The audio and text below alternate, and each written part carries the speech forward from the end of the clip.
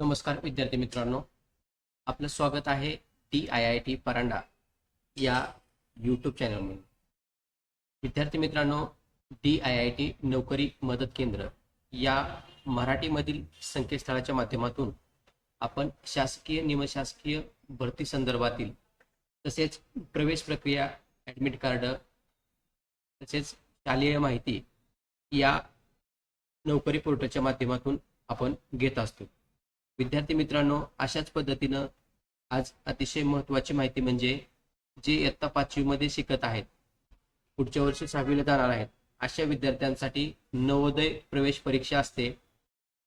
त्याचे फॉर्म काही विद्यार्थ्यांनी काही शाळांनी भरले आहेत, परंतु काही कागदपत्र अभावी जे फॉर्म भरायचे राहिले असतील अशांसाठी इयत्ता 6वी प्रवेशासाठी नवोदय परीक्षा फॉर्म भरण्यास मुदतवाढ देण्यात आलेली आहे. या संदर्भातील माहिती आजच्या भागामध्ये आपण घेणार आहोत. विद्यार्थी मित्रांनो, तोपर्यंत आपण आमच्या चॅनलला सबस्क्राईब करा. सर्वप्रथम आपण diitnmk.in या वेबसाईटवर येऊ. या वेबसाईटवर आल्याच्या नंतर या ठिकाणी सूचना फलक या टॅबवर इयत्ता 6वी साठी प्रवेश प्रक्रिया नवोदय 2024-25 अर्ज भरणे मुदतवाढ या लिंकवर क्लिक करा. या लिंकवर क्लिक केल्यानंतर आपल्याला लागणारी कागदपत्र या संदर्भातील माहिती दिलेली आहे. अर्ज भरण्यासाठी विविध नमुन्यातील सर्टिफिकेट, आधार कार्ड, रहिवासी प्रमाणपत्र व तिसरी, चौथी, 5वी या इयत्तेतील मार्क त्या सर्टिफिकेटवर लिहायचे असतील. तसेच विद्यार्थी दिव्यांग असेल तर दिव्यांगाचं प्रमाणपत्र, अनुसूचित जाती जमाती ST OBC यांच्यामधील असं तर OBC प्रमाणपत्र आवश्यक आहे. अर्ज भरण्यासाठी अर्ज कसा भरायचा यासाठी आपण लिंक दिलेली आहे. या लिंकवर क्लिक केल्यानंतर ऑनलाईन अर्ज आपल्याला भरता येणार आहे. क्लिक केल्या बटनावर क्लिक केल्यानंतर अशा पद्धतीने मेन पेज ओपन होणार आहे. या मेन पेजवर registration link last date extended 7/10/2024 या लिंकवर क्लिक करा. या लिंकवर क्लिक केल्यानंतर आपल्याला या पद्धतीने फॉर्म भरायचा आहे. जर आपल्याकडे सर्टिफिकेट नसेल तर या ठिकाणी क्लिक हिअर डाउनलोड या बटनावर क्लिक करून सर्टिफिकेट डाउनलोड करायचं आहे. या सर्टिफिकेटवर विद्यार्थ्याचं नाव, पालकाची सही, विद्यार्थ्याची सही, शाळेच्या मुख्याध्यापकाचा सही शिक्का तसेच विद्यार्थ्याचा फोटो लावून हे सर्टिफिकेट भरायचं आहे. जुनं सर्टिफिकेट चालणार नाही, नवीन सर्टिफिकेट डाउनलोड करून घ्या. त्यानंतर या ठिकाणी माहिती कशा पद्धतीने भरायची आपण पाहू. या ठिकाणी सर्वप्रथम नो करा. या ठिकाणी नो करा म्हणजे याच्या आधी जर तुम्ही नवोदय परीक्षा दिली असेल तर यस येईल, मग आपल्याला या ठिकाणी नोच करायचा आहे. या ठिकाणी आपण ज्या जिल्ह्यातून फॉर्म भरतात त्या जिल्ह्यामध्ये शिकत आहात का, येस करा. या ठिकाणी येस करा. या ठिकाणी येस करा. आणि आधार कार्ड आपल्याकडे आहे का, आहे तर येस करा. या ठिकाणी आपला आधार नंबर टाका. आधार नंबर टाकल्याच्या नंतर आपल्याला आधारवर OTP जाणार आहे. परंतु विद्यार्थी मित्रांनो, काही विद्यार्थ्याच्या मोबाईल आधार नंबरला मोबाईल नंबर लिंक नसल्यामुळे आपण काय करतो, आधार नंबर या ठिकाणी टाकतो. मग अशा समस्या OTPच्या आल्यानंतर काय करायचं या संदर्भातील माहिती आपण घेणार आहोत. उदाहरणार्थ हा आधार नंबर टाकल्याच्या नंतर आपल्याला कंटिन्यू येणार आहे. मग त्या ठिकाणी आपल्याला काय करायचं, आपल्याला आधार नंबर तर महत्वाचा असतो. मग या ठिकाणी सबमिट करा. सबमिट केल्याच्या नंतर आपल्याला जर मोबाईल वर OTP येत असेल, मोबाईलला आधार लिंक असेल तर OTP घ्या.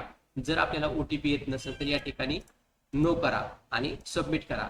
मग या ठिकाणी त्यांनी विचारले, कृपया आई वडील यांचं निवासी प्रमाणपत्र म्हणजे रहिवासी प्रमाणपत्र या ठिकाणी आपल्याला अपलोड करायचं आहे.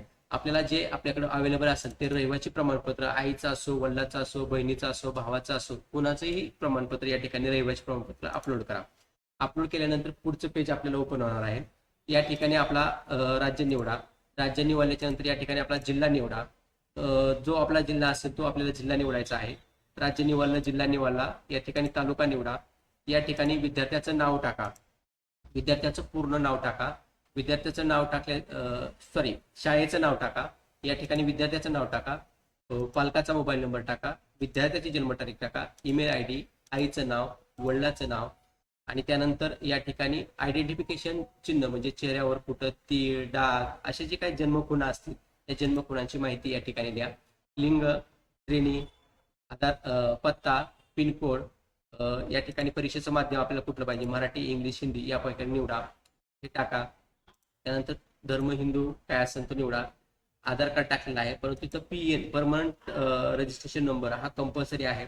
ज्यावेळेस आपण विद्यार्थी सरळ पोर्टल उघडतो या ठिकाणी आपल्याला सरळवरनं हा PN परमनंट एज्युकेशन नंबर भेटतो, तो आपल्याला या ठिकाणी टाकायचा आहे. या ठिकाणी पालकाचा उत्पन्नाचा दाखला, या ठिकाणी तिसरीला कुठं होता, चौथीला कुठं होता, पाचवीला कुठं होता, ही माहिती या ठिकाणी द्यायची आहे. ही माहिती व्यवस्थित द्या. या ठिकाणी आपल्याला फोटो अपलोड करायचा आहे. या ठिकाणी आपल्याला विद्यार्थ्याची सिग्नेचर अपलोड करायची आहे. या ठिकाणी आपल्याला विद्यार्थ्याचा पालकाची सही अपलोड करायची आणि या ठिकाणी HMचं सर्टिफिकेट, हेडमास्टरद्वारा सर्टिफिकेट केलेलं सर्टिफिकेट अपलोड करायचं आहे आणि सबमिट आणि PO करायचं आहे. यानंतर आपल्याला ते सर्टिफिकेट दिसणार आहे. आता हे सर्टिफिकेट जर आपल्याला दिसणार असेल तर, जर उदाहरणार्थ आपण डायरेक्ट सर्टिफिकेट प्रिंट नाही काढलं तर कशा पद्धतीने काढायचं. या ठिकाणी प्रिंट रजिस्ट्रेशन टॅब आहे, या टॅबवर क्लिक करा. या टॅबवर क्लिक केल्यानंतर आपल्याला जो एक रजिस्ट्रेशन नंबर येतो फॉर्म भरल्याच्या नंतर, तो नंबर या ठिकाणी टाकायचा आहे. नंबर टाकल्याच्या नंतर विद्यार्थ्याची जी जन्मतारीख आहे, ती जन्मतारीख आपण फॉर्म भरताना दिलेली असते, ती जन्मतारीख या ठिकाणी टाकायची आहे. या ठिकाणी मी जन्मतारीख टाकत आहे. या ठिकाणी हा दिलेला कॅप्चा टाका.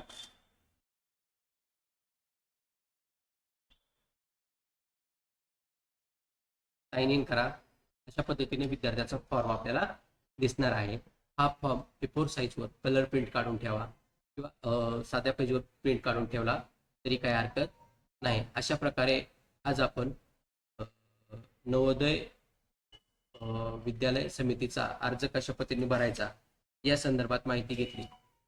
अधिक माहितीसाठी आपण आमच्या चॅनलला सबस्क्राईब करा. धन्यवाद.